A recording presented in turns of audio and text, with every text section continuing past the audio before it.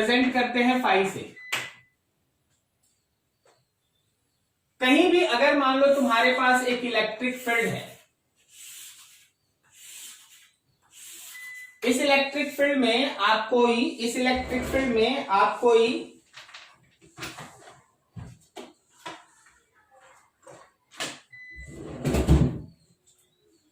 कोई एक एरिया ले लिए।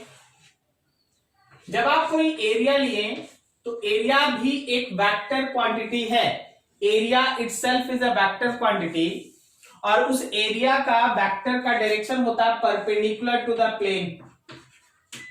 वो हमेशा प्लेन के परपेंडिकुलर होता है ऑब्जर्वर की तरफ। हमेशा ध्यान रखना कि एरिया एक वेक्टर है जिसका डायरेक्शन होता है perpendicular to the plane towards observer. Magnitude वो डिपेंड करता है, अगर सर्कल है तो पाई आर स्क्वायर लिख दो, रेक्टेंगल है तो एल बी लिख दो, अगर स्क्वायर है तो ए स्क्वायर लिख दो एंड समथिंग लाइक दैट। जब भी आप किसी पर्टिकुलर एरिया से इलेक्ट्रिक फील्ड लाइंस को गुजरता हुआ देखें तो आप देखिएगा कि इलेक्ट्रिक फील्ड वेक्टर और एरिया वेक्टर के बीच कुछ एंगल बना। So number of electric field lines crossing any surface or area perpendicular to its plane is called electric flux. उसको हम लोग इलेक्ट्रिक फ्लक्स कहते हैं। कोई भी दिए गए एरिया से, कोई भी दिए गए सरफेस से जितना भी number of electric field lines perpendicular direction में क्रॉस करता है, परपेंडिकुलर, उसको हम लोग इलेक्ट्रिक फ्लक्स कहते हैं। अब आप इसको मेजर कैसे करते हैं? हमेशा ध्यान रखना, flux is nothing else but simply the dot product between electric field and area vector. कोई भी सरफेस से एसोसिएटेड जो फ्लक्स है, वो हमेशा इलेक्ट्रिक फील्ड और एरिया वेक्टर के बीच का डॉट प्रोडक्ट होता है। इलेक्ट्रिक फील्ड और एरिया वेक्टर के बीच का डॉट प्रोडक्ट।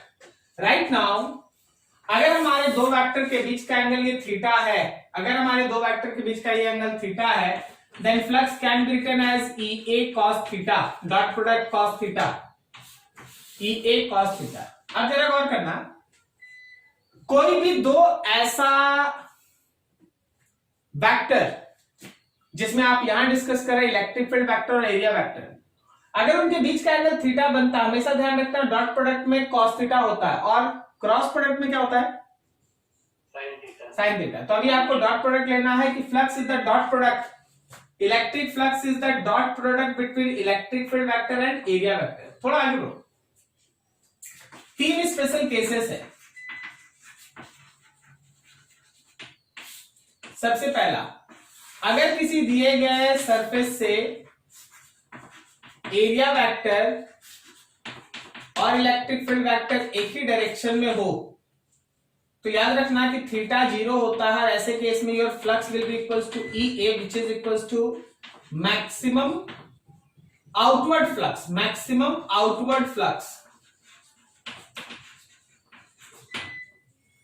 लेकिन अगर सोचो,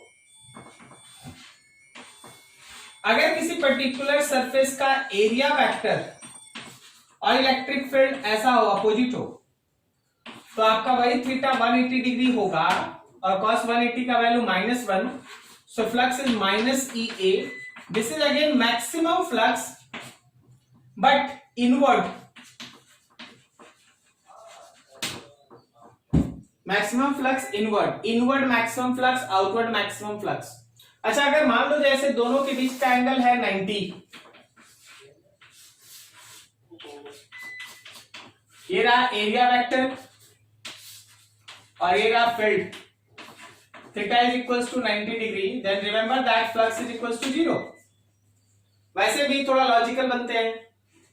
अगर मेरा इलेक्ट्रिक फील्ड सरफेस के साथ पैरेलल है तो उसको क्रॉस नहीं करेगा ना। अगर क्रॉस नहीं किया किसी सरफेस को तो फ्लक्स 0 है। ठीक है, तो जो तुम्हारा इलेक्ट्रिक फील्ड है वह हमारे सरफेस के साथ पैरेलल है, it does not crosses this surface, so flux will be equals to 0। ये रहा। हमेशा ध्यान रखिएगा कि फ्लक्स में एक पोर्शन ऐसा भी कैलकुलेशन का मिलता है, if given electric field is variable eight all points of given surface।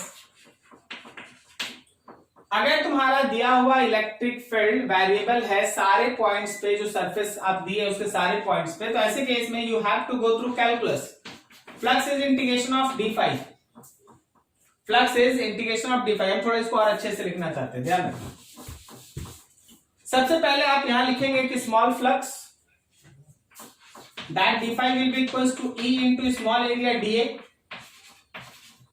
और फिर आप टोटल फ्लक्स के लिए ई डॉट डीए का इंटीग्रेशन करेंगे। हाँ, एक चीज ध्यान रखना, बताइए कब लगेगा?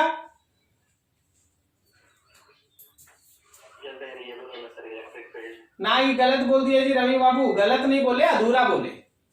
खाली वेरिएबल इलेक्ट्रिक फील्ड देख के ऐसा काम मत कर दीजिएगा। हम बोल रहे हैं क्या कि पूरा एरिया में वेरिएबल होना चाहिए। जिस एरिया में तुम फ्लक्स निकाल रहे हो वहां वेरी करना चाहिए। क्लियर हुआ? ठीक है, तो उसके बारे में हम अलग से काम करा देंगे, आप चिंता नहीं करें। तो flux is the dot product between electric field and area vector. 3 special case है और ये चौथा इंटीग्रेशन है। नोट करो यहां तक, फिर आगे बढ़ते हैं।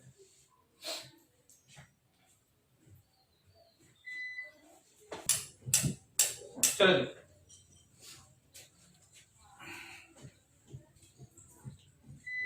एक क्वेश्चन, अगर तुम्हारा इलेक्ट्रिक फील्ड है E naught I cap, then find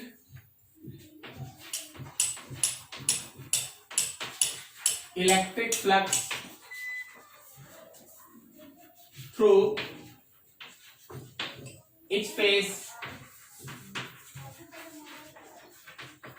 of given cube।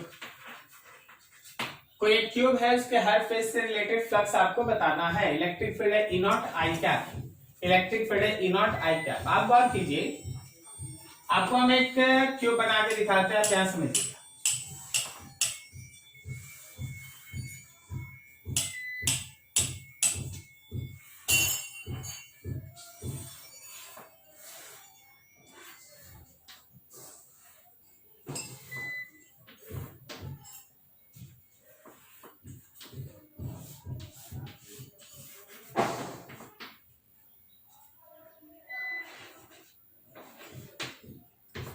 क्या आपको तीनों एक्सिस समझ में आ रहा है? ये ओरिजिन है, फेसेस देखो, ये 1 है, ये 2 है, ये 3 है, ये 4 है, पीछे वाला फेस 5 है और सामने वाला फेस 6 है। ऐसा 6 फेस। जो क्यूब आपको हम दिखा रहे हैं उसका एज लेंथ है, जो क्यूब हम आपको दिखा रहे हैं उसका एज लेंथ है सपोज एल, ठीक है। तो कोई थोड़ा हमको सोच सोच के बताना, एरिया वेक्टर बताना तुम लोग, हाँ, छोटा छोटा एरिया वेक्टर आप बताएंगे। फेस का नाम हम लिख रहे हैं, फेस उसका एरिया वेक्टर। चलो ये 1 फेस का एरिया वेक्टर बताओ तो, क्या वो एल स्क्वायर जे कैप है? एल स्क्वायर जे कैप, समझे? 2 फेस का एरिया वेक्टर बताओ, क्या वो एल स्क्वायर आई कैप है? फिर 3 का बोलो, क्या वो एल स्क्वायर माइनस जे कैप? 4 के लिए बोलो, एल स्क्वायर माइनस आई कैप। एल स्क्वायर माइनस आई कैप। इसी तरह 5 एल स्क्वायर माइनस के कैप, 5 पीछे वाला एल स्क्वायर माइनस के कैप, और 6 है एल स्क्वायर के कैप। करेक्ट है? अब देखिए, अब हर केस में आपको इलेक्ट्रिक फील्ड तो पता है, हर केस में आपको इलेक्ट्रिक फील्ड तो पता है कि इलेक्ट्रिक फील्ड तो हर जगह है ई नॉट। सो अगर आप हर केस में रिलेटेड फ्लक्स लिखते हैं तो आपको इलेक्ट्रिक फील्ड और इस एरिया वेक्टर के बीच का डॉट प्रोडक्ट लिखना है। तो इलेक्ट्रिक फील्ड है E naught I cap, electric field है ई नॉट आई कैप। अब सोचिए, आई कैप और जे कैप का डॉट प्रोडक्ट क्या 0 होगा? ठीक है ना? आई कैप और आई कैप का प्रोडक्ट ई नॉट एल स्क्वायर हुआ, फिर आई कैप और जे कैप 0 होगा, फिर आई कैप और माइनस आई कैप क्या वो माइनस ई नॉट एल स्क्वायर होगा, अगला दोनों 0 होगा। क्या समझे आप? ठीक है, तो ये हर फेज से रिलेटेड फ्लक्स हो गया। अब आप अगर आप टोटल फ्लक्स लिखना चाहते हैं तो फ्लक्स से किसका ला रहे, डॉट प्रोडक्ट है, तो फर्स्ट का फ्लक्स, सेकेंड का फ्लक्स, थर्ड का फ्लक्स, फोर्थ का फ्लक्स, फिफ्थ का फ्लक्स और सिक्स्थ का फ्लक्स, सभी के फ्लक्स का सम है, सभी के फ्लक्स का सम है। क्लियर है? अब देखो 0 0 0 0 और एक जितना प्लस उतना ही माइनस। जो प्लस फ्लक्स है बी लॉजिकल जो प्लस है वो टू फेज का है, तो टू फेज पे देख एरिया वेक्टर का डायरेक्शन इधर है और इलेक्ट्रिक फील्ड भी इधर ही है, इसलिए पॉजिटिव है।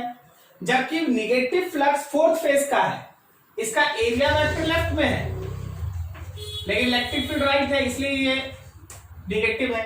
तो क्या समझ, बाकी सब में देखो, बाकी सब में परपेंडिकुलर है, एरिया वेक्टर इलेक्ट्रिक फील्ड, हर जगह इलेक्ट्रिक फील्ड और एरिया वेक्टर परपेंडिकुलर है। जहां जहां फ्लक्स 0 0 0 0 0 ये वो जगह है जहां area vector electric field perpendicular. Is it clear? समझ में आ रहा? ठीक है, तो अगर हम लोग चारों फ्लक्स निकाले, सॉरी टोटल फ्लक्स अगर निकाले तो क्या वो वैल्यू अभी टोटल फ्लक्स का 0 आएगा? ठीक है, तो टोटल फ्लक्स इज 0। मतलब अब ये जरूरी नहीं है कि हमेशा 0 आएगा, लेकिन अभी आ गया, चलो अच्छा है। अब इसी से मिलता जुलता हम दूसरा क्वेश्चन आपके सामने दे रहे हैं, उसको देखिएगा।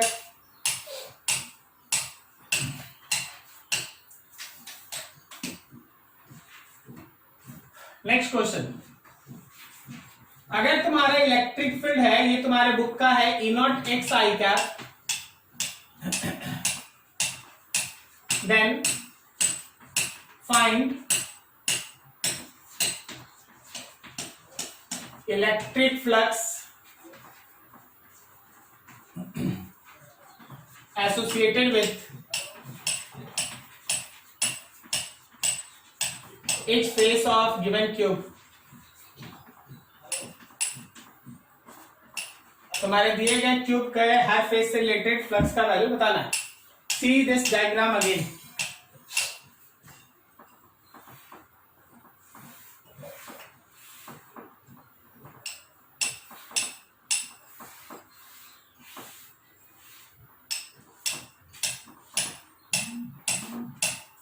ये क्यूब है,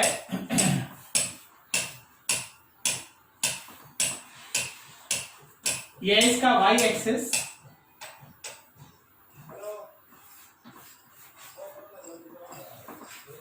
ये इसका z एक्सिस और ये इसका x एक्सिस। मतलब थोड़ा आगे है, ओरिजिन पे नहीं है, ओरिजिन से मान लो L आगे है और इसका खुद का एज लेंथ भी L ही है। ठीक है, ऐसा हर फेस का नाम लिख ले भाई, 1 2 3 4, पीछे वाला 5 और सामने वाला 6। बिना कैलकुलेशन के इलेक्ट्रिक फील्ड का डायरेक्शन देख के केवल कोई बता सकता है कौन कौन फेस से फ्लक्स 0 होगा?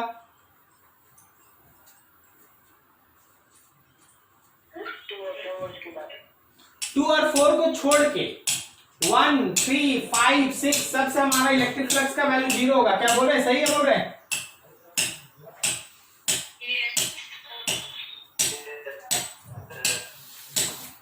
हम लोगों का जो एरिया वेक्टर 1 है, एरिया वेक्टर 3 है, एरिया वेक्टर 5 है एंड एरिया वेक्टर 6 है, ऑल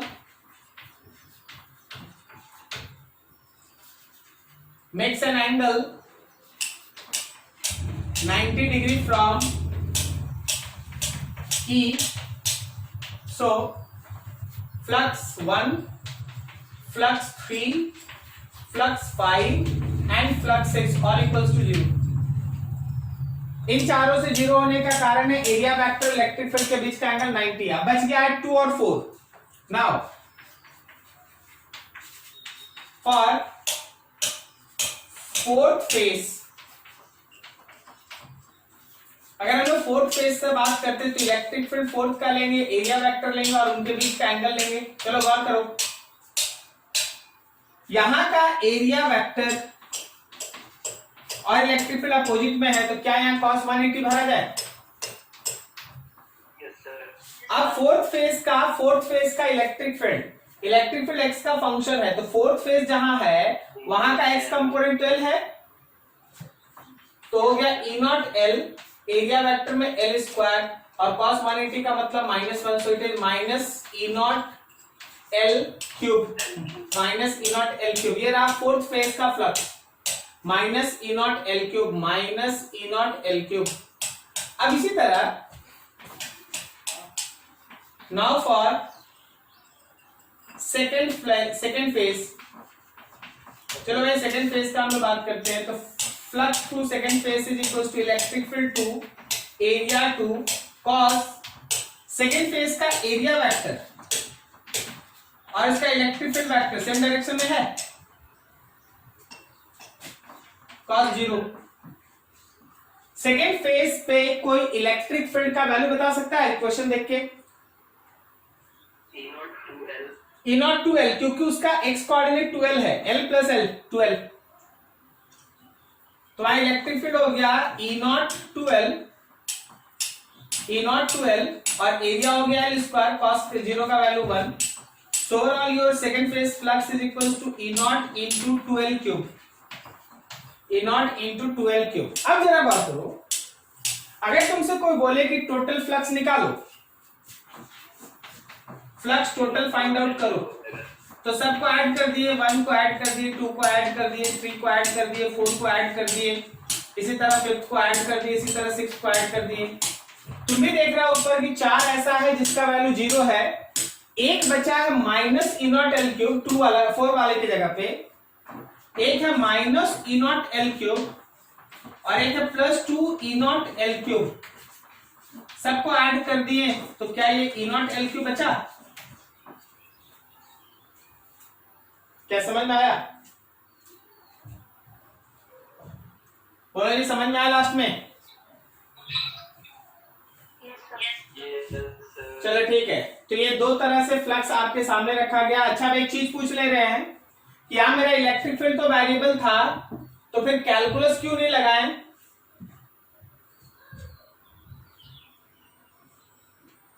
एरिया से वेरिएबल ना, सही एक्सप्लेनेशन नहीं है, फिर से सोचो। इलेक्ट्रिक फील्ड वेरिएबल था, लेकिन हम लोग कैलकुलस क्यों नहीं लगाए? हम लोग कैलकुलस इसलिए नहीं लगाए क्योंकि जिस फेज पे हम लोग फ्लक्स निकाल रहे हैं उसके किसी भी पॉइंट पे इलेक्ट्रिक फील्ड वेरिएबल नहीं है। मतलब सुनो, जब तुम फोर्थ फेज लेगा तो फोर्थ के हर एक पॉइंट पे इलेक्ट्रिक फील्ड का एक ही वैल्यू होगा, E naught L, E naught L, E naught L, E naught L, हर जगह ई नॉट एल। समझ में आ रहा? जब तुम सेकेंड फेज लेगा तो सेकेंड फेज के हर एक पॉइंट पे एक ही इलेक्ट्रिक फील्ड होगा, E naught into 12, E naught into 12, E naught into 12, कहीं भी लेगा ई नॉट इंटू 12 होगा। मतलब उस पूरे फेज पे इलेक्ट्रिक फील्ड वेरिएबल नहीं है। तो जब तक किसी दिए गए फेज पे इलेक्ट्रिक फील्ड वेरिएबल नहीं होगा ना, तब तक आप कैलकुलस नहीं लगाइएगा। इसलिए शुरुआत में तुम बोले थे ना रवि बाबू कि सर इलेक्ट्रिक फील्ड वेरिएबल होगा, कैलकुलस लगा देंगे, हमने ना, अधूरा है। दिया गया सरफेस देखो, अगर उसके पॉइंट पे इलेक्ट्रिक फील्ड वैरी करेगा तब हम लोग कैलकुलस लगाएंगे, तो हम लोग आगे देखेंगे। नोट करो इतना, फिर आगे बढ़ो।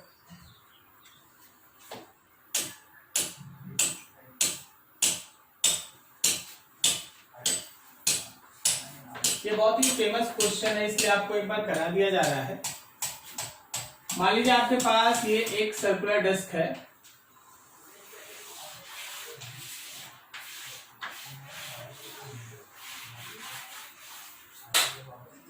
इस सर्कुलर डिस्क का अपना रेडियस है कैपिटल आर, और जस्ट इसके एक्सिस पे कुछ एक्स डिस्टेंस अवे आप एक पॉइंट चार्ज रख दिया है +2। तो अब इस पर्टिकुलर प्लस क्यू से जो इलेक्ट्रिक फील्ड निकलेगा वो इस डिस्क को क्रॉस करेगा। जो भी इलेक्ट्रिक फील्ड निकलेगा वो इस डिस्क को क्रॉस करेगा। मान लीजिए इलेक्ट्रिक फील्ड एक तो ऐसे मान लीजिए सीधा सीधा सीधा सीधा निकल गया, फिर यहां से जाएगा ऐसे क्रॉस करेगा, यहां से जाएगा ऐसे क्रॉस करेगा, यहां से जाएगा ऐसे, मतलब लगातार इलेक्ट्रिक फील्ड इस डिस्क को क्रॉस करेगा। क्या सही जा रहा है? सही है। तो इस बार सोच के बताना डिस्क के हर पूरे सरफेस के ऊपर क्या इलेक्ट्रिक फील्ड मेरा कांस्टेंट है? नहीं, कांस्टेंट नहीं है, वेरिएबल है। Then you have to go through integration. अब आप क्या करें, डिस्क में एक एलिमेंट्री रिंग कट कर लें। मान लो आर रेडियस का एक एलिमेंट्री रिंग आप ले लीजिए। उस एलिमेंट्री रिंग का थोड़ा सा डिस्कशन कर दें। This is your elementary ring. यह आपका एलिमेंट्री रिंग है जिसका radius R, thickness d R है। तो अगर आप इसका स्मॉल एरिया लिखते हैं तो 2 pi R into D R लिखेंगे ना, ठीक है, 2 pi R into D R. Now see that, अब देखो कि यहां का एक इलेक्ट्रिक फील्ड इसको इस डायरेक्शन में क्रॉस किया यहां पर, और ये स्मॉल आर है, ये एक से मान लीजिए वाई। तो क्या वहां के इलेक्ट्रिक फील्ड को, थोड़ा समझिएगा ध्यान से, क्या वहां के इलेक्ट्रिक फील्ड को हम लोग के क्यू बाई वाई स्क्वायर लिख सकते हैं? होगा ना, पॉइंट चार्ज के लिए y distance away k q by y square, this is your electric field. बोलो जी, सही है। Let this angle is theta, so electric field have 2 components. ये थीटा हुआ तो इधर वाला कंपोनेंट हो गया कॉस थीटा और इधर वाला कंपोनेंट हो गया साइन थीटा। बोलो बोलो, कौन सा कंपोनेंट इलेक्ट्रिक फील्ड का, कॉस थीटा की sine theta, electric field, electric flux create करेगा? कॉस थीटा वाला क्रिएट करेगा, क्योंकि वो एरिया को परपेंडिकुलर डायरेक्शन में पेनिट्रेट कर रहा। सही है।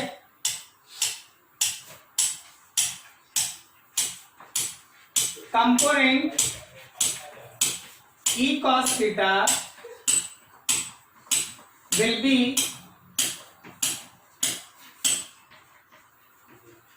responsible for flux।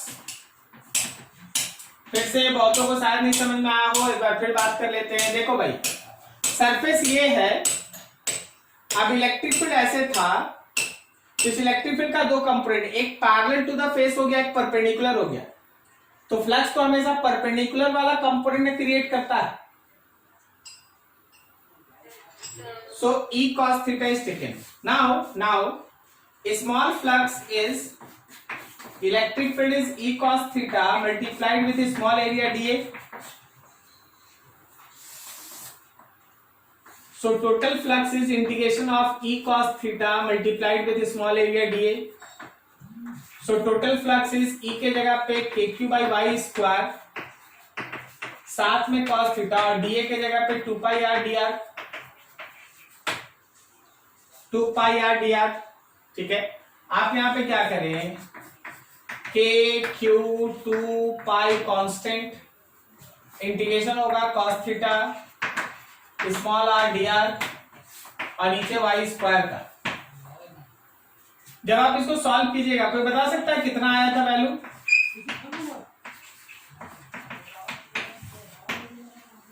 Q by 2 epsilon not, Q by 2 epsilon not 1 minus cos 5, 1 minus cos 5। वहां 5 क्या है, वहां ये पूरा इंटीग्रेट करने के बाद है, वहां 5 क्या है, तो याद रखना 5 is the angle of that edge. यहां तक जो एंगल बनता है ना, उस पूरे एंगल को आप 5 कहते हैं। Q by 2 epsilon not 1 minus 5, this is the value. Clear है?